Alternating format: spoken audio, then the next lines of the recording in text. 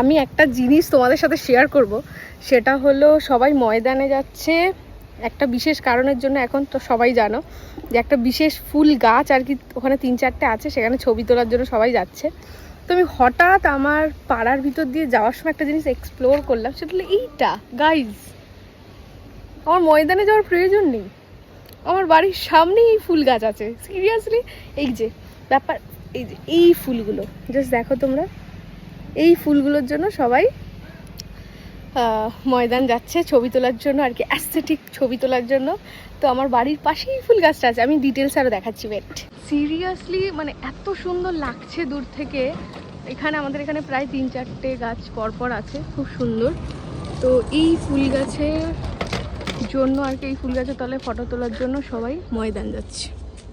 আবার সত্যি খুব সুন্দর, জাস্ট লুকটা দেখো তোমরা, একবার দেখাচ্ছি দূর থেকে। এই যে এত সুন্দর, এটা হলো আমারই বাড়ির পাশে আর কি একটা রাস্তা আছে ওএনজিসির। তো ওখান দিয়ে যাওয়ার সময় আর কি, ওএনজিসি যে কালীতলা, ওখানেই আছে এই গাছগুলো।